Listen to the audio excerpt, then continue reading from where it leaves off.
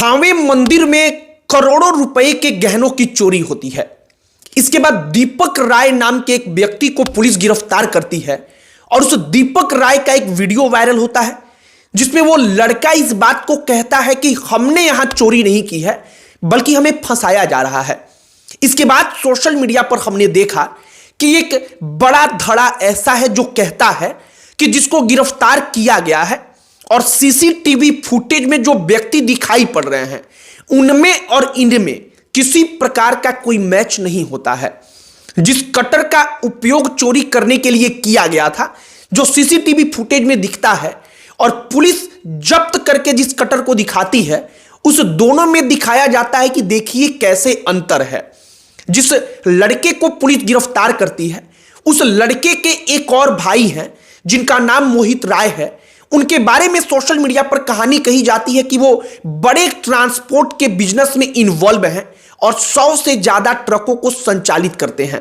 उनके पास कई दर्जन ट्रकें हैं, वो दर्जनों ट्रकों के मालिक हैं और ये प्रश्न खड़ा किया जाता है कि आखिरकार ऐसे परिवार से ताल्लुक रखने वाला लड़का ये काम क्यों करेगा।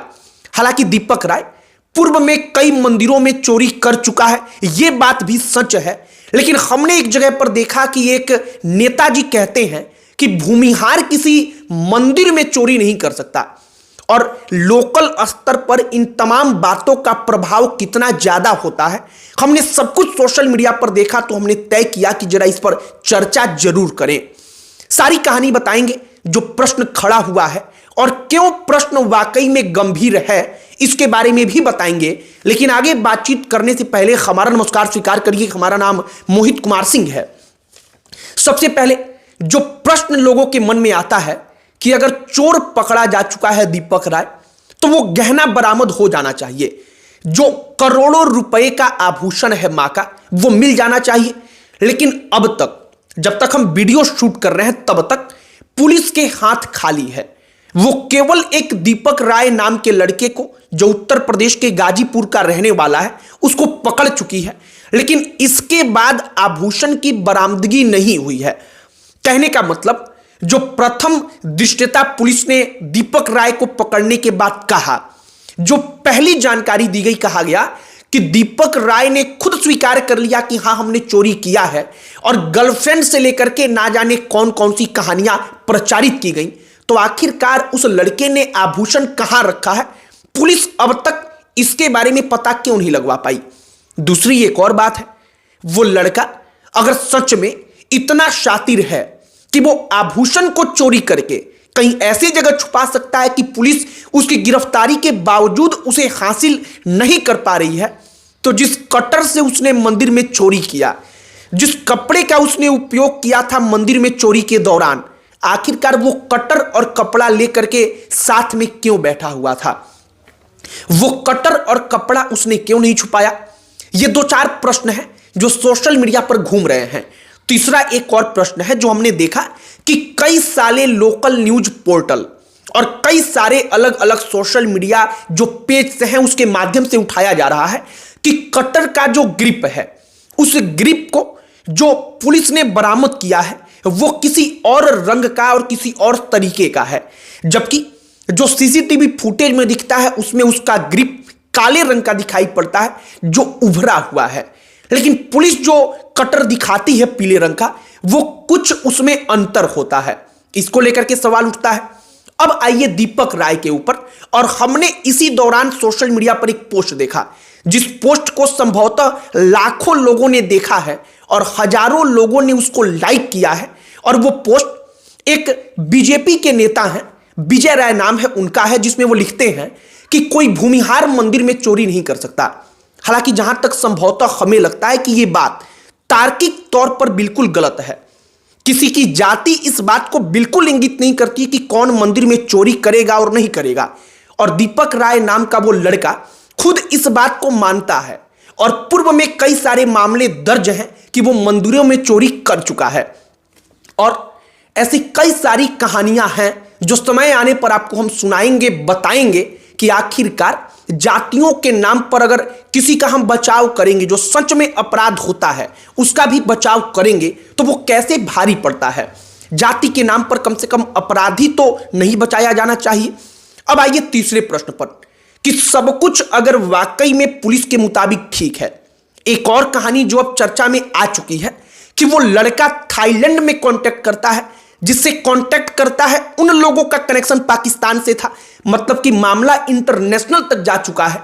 तो अब तक पुलिस वो आभूषण बरामद क्यों नहीं कर पाई?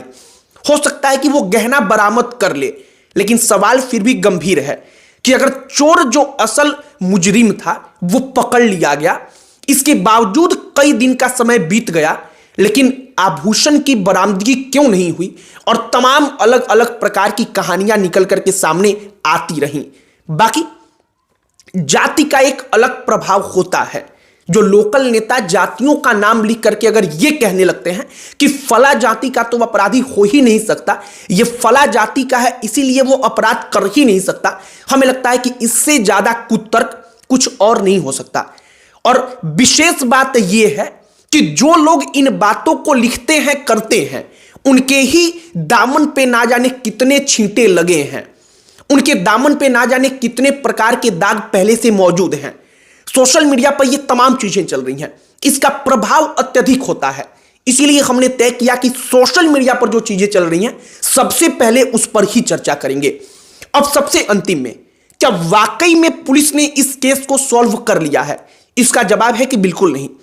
कम से कम पुलिस की थ्योरी को ही मान लें कि सब कुछ सही है, फिर भी पुलिस अब तक जो दीपक राय का एक और साथी है, जो पुलिस खुद कहती है कि उसके साथ मौजूद था, सीसीटीवी फुटेज में जो दिखता है उसको अब तक नहीं पकड़ पाई है। दूसरा, जो गहना और जो लाकर वहां से चुरा करके लेकर के चोर गए थे उसको अब तक बरामद नहीं किया जा सका है। कहने का मतलब यह है कि मान लीजिए कि गहना छोटा है, उसको किसी झोले में भर करके हम इधर उधर लेकर के जा सकते हैं, उसको छुपा सकते हैं, लेकिन 50 किलो वजनी अगर कोई लॉकर है तो उस लॉकर को ऐसे कैसे कहीं ले जाकर के छुपा दिया जाएगा कि पुलिस को बरामद करने में इतना वक्त लग जाएगा, जब मुजरिम उसके सामने है, उसके हाथ में है। तब दीपक राय जो लड़का है, वो लड़का पहले से कई चोरी के आरोपों में जेल जा चुका है, पकड़ा जा चुका है, ये बात सच है। लेकिन पुलिस के दावे के उलट वो पुलिस के सामने ही जब मीडिया को देखता है तो कहता है कि हमें फंसाया जा रहा है, हमने यहां पर चोरी नहीं की है, हम अपने घर पर थे और इसका इल्जाम मेरे ऊपर डाल करके किसी प्रकार से हमको घसीट दिया गया है। बाकी जो कहानियां चल रही हैं, जो प्रश्न उठे हैं, जो तमाम प्रकार की चर्चाएं हैं, हमने वो आपके सामने रखी है। आपकी इस पर क्या प्रतिक्रिया है कमेंट बॉक्स में लिखकर बताइएगा। बाकी अन्य कोई टॉपिक जिस पर आप चाहते हो कि हम वीडियो बनाएं उसे भी कमेंट बॉक्स में लिखकर बताइएगा। इस वीडियो को यहीं पर समाप्त करते हैं। अंत में हमारा परिचय, हमारा नाम मोहित कुमार सिंह है। बहुत बहुत धन्यवाद।